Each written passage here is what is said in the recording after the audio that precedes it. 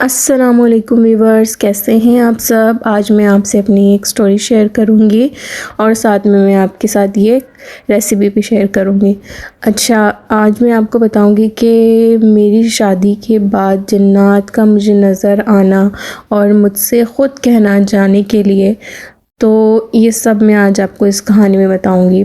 मेरी वीडियो को शुरू से लेकर एंड तक ज़रूर देखिएगा। हो सकता है आपके साथ भी ऐसा कोई इशू हो और आपके लिए कोई हल निकल आए।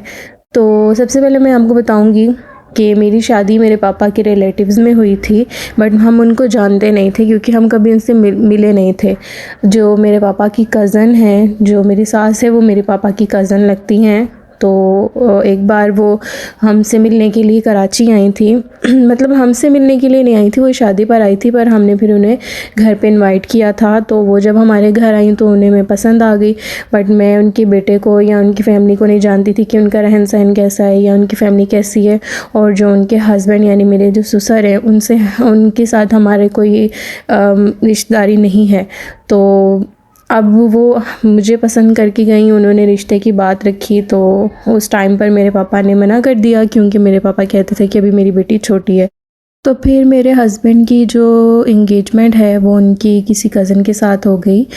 उनकी इंगेजमेंट आई थिंक शायद साल तक रही होगी, ये मुझे कंफर्म नहीं पता, पर उनकी इंगेजमेंट हुई तो कुछ मसले मसाइल हुए, उनकी इंगेजमेंट टूट गई। इंगेजमेंट टूटने के बाद उनकी दोबारा एक और जगह इंगेजमेंट हुई और वो मेरी रिश्तेदार लगती है। मैं उससे कभी मिली नहीं हूँ, पर वो मेरी कज़न लगती है और इनकी भी रिश्तेदार लगती थी। वहाँ पर भी कुछ अरसा इंगेजमेंट रही, पर वहाँ उनके साथ भी काले जादू का इशू होना शुरू हो गया। तो अब ये हुआ कि मेरे हस्बैंड की ना कुछ चाचा ताया लोग थे जिनकी बेटियां थी, तो वो लोग उसका रिश्ता करना चाहते थे, लेकिन इन्होंने उनसे नहीं किया क्योंकि फिर एक की नहीं थी, दो तीन की थी, तो फिर किस किस के लेते, फिर एक की लेते तो दूसरा नाराज़ होता और इनका माइंड भी नहीं था उस तरफ। तो फिर इन्होंने वहाँ की, जब मेरी कज़न मतलब रिश्तेदारों के घर ही की, तो उनके साथ भी ऐसा इशू होने लगा कि वो जब इनके घर पर आते थे तो वो कहीं पे भी लेटते थे या बैठते थे ना, तो उनको जैसे सुइयाँ चुभती थी। तो इसी तरह बस चलता रहा और आखिरकार एक दिन उनके साथ भी कोई बातचीत हो गई और इंगेजमेंट टूट गई।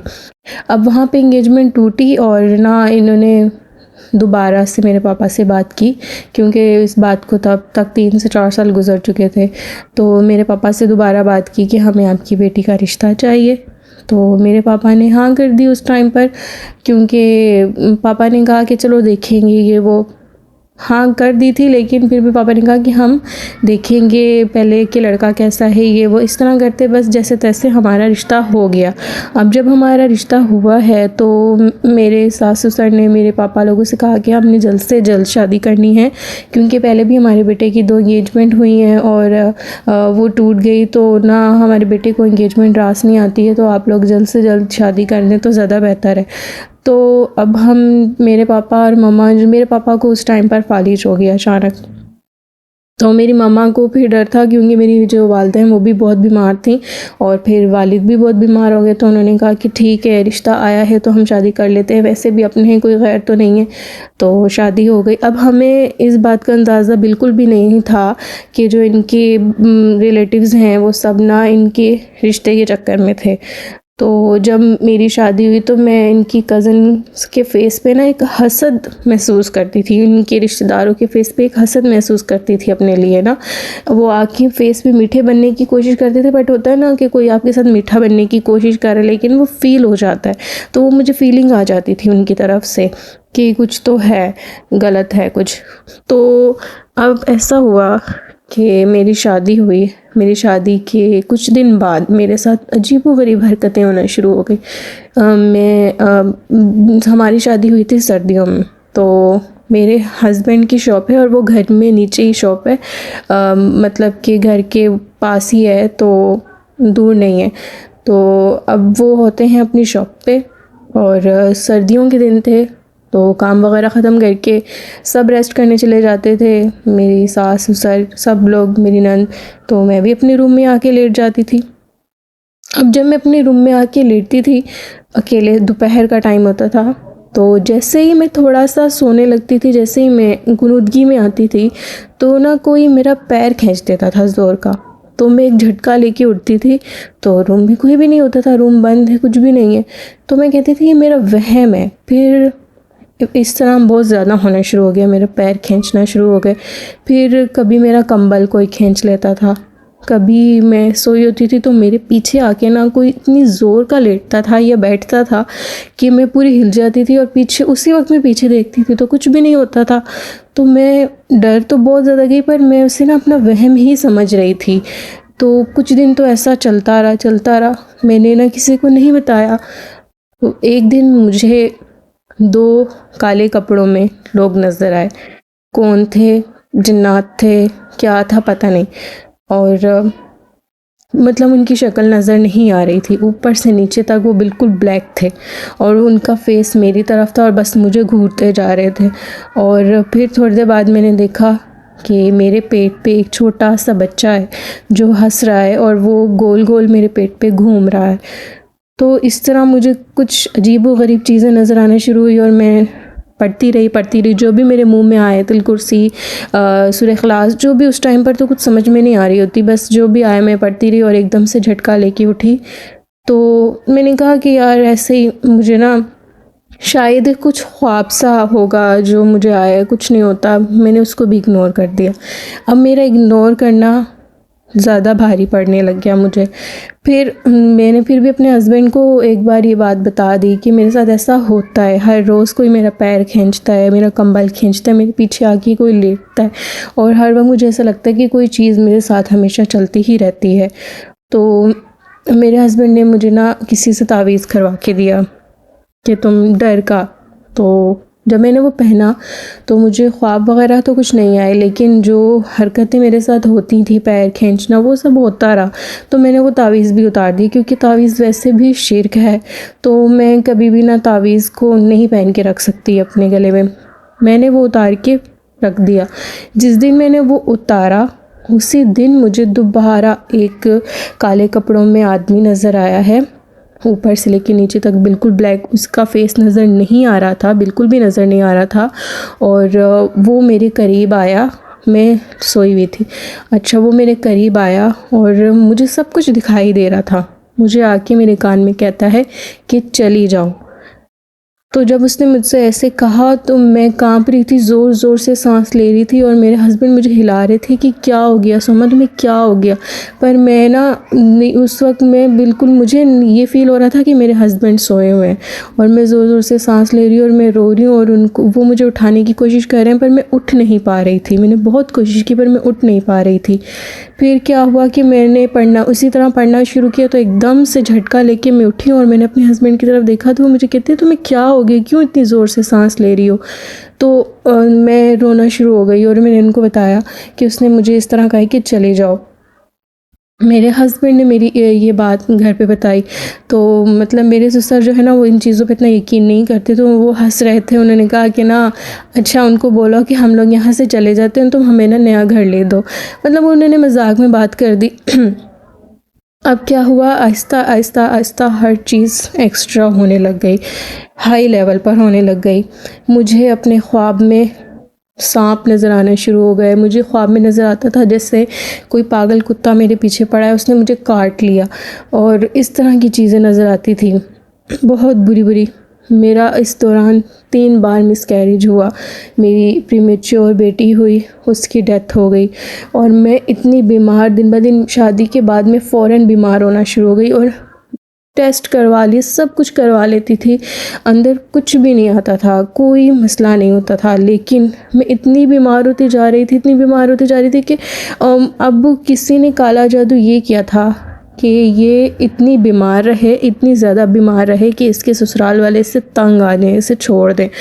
और मैं जब अपने घर पे, यानी कि अपने ससुराल में नहीं होती थी, मैं अपने मैके में होती थी, तो मेरे हस्बैंड के जो कज़न्स वग़ैरह हैं वो मेरी गैर मौजूदगी में आते थे, और मेरी गैर मौजूदगी में मेरे रूम में अकेले रहते थे।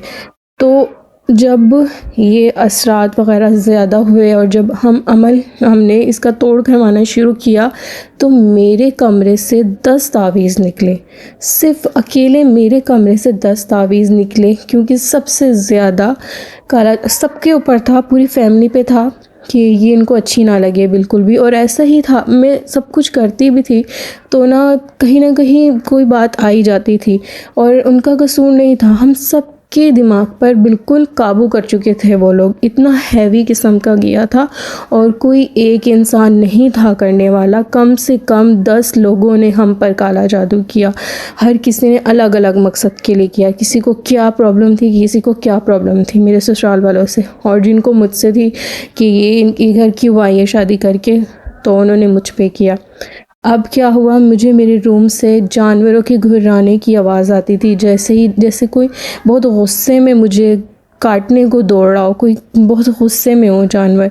तो मैं पूरे रूम में कहती थी कि यार रूम में से कैसे आवाज़ें आ सकती हैं, पर वो ये सब हो रहा था। तो काला जादू बहुत ज़्यादा एक्सट्रीम हो गया था। मेरे कपड़ों पे ब्लड आना शुरू हो गया था। मैं नमाज़ पढ़ के उठती थी तो मेरे पास ब्लड ताज़ा ब्लड गिरा होता था, ताज़ा ब्लड। और मैं कुछ समझ नहीं पा रही थी। मैंने अपने हस्बैंड को बार बार कहा, पर ना हमारा दिमाग जो है इतना काबू में कर लेते हैं ना वो, कि कोई भी हम लोग ना उसके तोड़ की तरफ नहीं जा रहे थे। और सबसे बड़ी गलती हम सब क्या कर रहे थे कि हम खुद भी कुछ ऐसी पढ़ाई नहीं कर रहे थे। यानी कि सिर्फ मेरी सास करती थी पढ़ाई, हम नहीं करते थे ना। मैं कोई, हालांकि मैं पहले नमाज़ पढ़ती थी। तो जब मैं यहाँ आई हूँ, ये सब हो रहा है, उस दौरान बल्कि मैंने नमाज़ पढ़ना बहुत कम कर दिया। वो कभी पढ़ ली, कभी नहीं पढ़ी, क्योंकि दिल ही नहीं करता था। मेरा दिल मानता ही नहीं था कि मैं नमाज़ पढ़ूँ। ये वजह तब भी होती है जब आपके दिमाग पे वो चीज़ें काबू कर लेती हैं ना, तो वो आपको नमाज की तरफ या अल्लाह की तरफ बिल्कुल भी नहीं जाने देती, क्योंकि इससे उनको तकलीफ़ होती है। तो मैं नमाज़ की तरफ बहुत कम हो गई थी, मैं नहीं पढ़ती थी नमाज़ बिल्कुल भी। तो इस वजह से शायद उनका असर ज़्यादा हो गया। अगर मैं 5 वक्त की नमाज़ पढ़ती, मैं 3-4 कुल पढ़ती, सब कुछ करती, तो हो सकता है मेरे साथ ये ना होता, पर मैं नहीं करती थी। मैं बस बीमार रहती थी। उस टाइम पे मेरा कुछ दिल नहीं करता था करने को। मैं बहुत बीमार थी, बहुत बीमार होती जा रही थी, पर कुछ भी नहीं होता था, कोई टेस्ट में ख़राबी नहीं आती थी। तो फिर जब मेरी बेटी हुई, उसकी डेथ हो गई, वो प्रीमेच्योर हुई, उसके बाद ना हर चीज़ एक्स्ट्रा लेवल पे जाने लग गई। यानी कि मैं इतनी बीमार हो गई कि मुझे कहीं पर भी दर्द शुरू हो जाती थी, गिल्टियाँ बन जाती थी, और मैं इतना रोती थी। और टेस्ट में किसी भी चीज़ में कुछ भी नहीं आता था, सिर्फ इंजेक्शन लगा देते थे मुझे दर्द का, क्योंकि कुछ समझ ही नहीं आ रही थी किसी को। और मैं दिन ब दिन वीक होती जा रही थी, बिल्कुल मरने के मकाम पे थी। और मेरा ससुराल में मेरे हस्बैंड के साथ बहुत मसले होने शुरू हो गए। वो बहुत बीमार हो गए, मेरी छोटी नंद बीमार हो गई, सब घर वाले, उनको चीज़ें, यहाँ तक कि उनको जिन्नात नज़र आना शुरू हो गए। उनके घर पे इतना ज़्यादा काबू कर लिया उन लोगों ने कि वो उनको नज़र आना शुरू हो गए। तो फिर उसके बाद क्या हुआ कि मेरे जो ससुराल वाले हैं वो ज़्यादा परेशान हो गए कि उनको फिर जब उनको नज़र आना शुरू हो गया, तो उनको यकीन हुआ कि ये सच कह रही थी, कुछ तो है यहाँ पर, कुछ तो चल रहा है। तो उसके बाद क्या हुआ कि उन्होंने ना कुछ मौलवियों से रब्ता वगैरह किया। अब आपको पता है कि कोई नेक बंदा मिलना इतना आसान काम बिल्कुल भी नहीं है। हम हर किसी पे यकीन कर लें, कोई फ़ायदा नहीं होता। कुछ लोग ऐसे थे जो पैसे ले लेते थे और बाद में कहते थे हम काम नहीं कर सकते हैं, और कुछ लोग तो ऐसे थे जो आए थे, उन्होंने कोशिश की काम करने की, लेकिन जब वो घर में एंटर होते थे ना, तो उनकी आंखें लाल हो जाती थी और डर से, खौफ से, और फ़ौरन से बाहर निकल के कहते थे भाई हमारे बस में नहीं है, ये पता नहीं ये तो क्या ही चल रहा है यहाँ पर। क्योंकि कोई एक काला जादू कराता है ना, तो वो इतना एक्सट्रीम लेवल का होता है। तो हम पर 10 लोगों ने करवाया था, ये कोई आम बात नहीं है। हमारी जान तक लेने तक का कहा हुआ था उनको। तो उसके बाद क्या हुआ, कुछ मौलवी आए, उन्होंने कोशिश की, तो वो जिन्नात उन पर अटैक करना शुरू हो गए, उनके घर तक पहुंच गए कि तुमने अगर उनको बचाने की कोशिश की तो हम तुम्हें भी नहीं छोड़ेंगे। तो फिर उन्होंने भी इनकार कर दिया। बाकी की स्टोरी नेक्स्ट पार्ट में।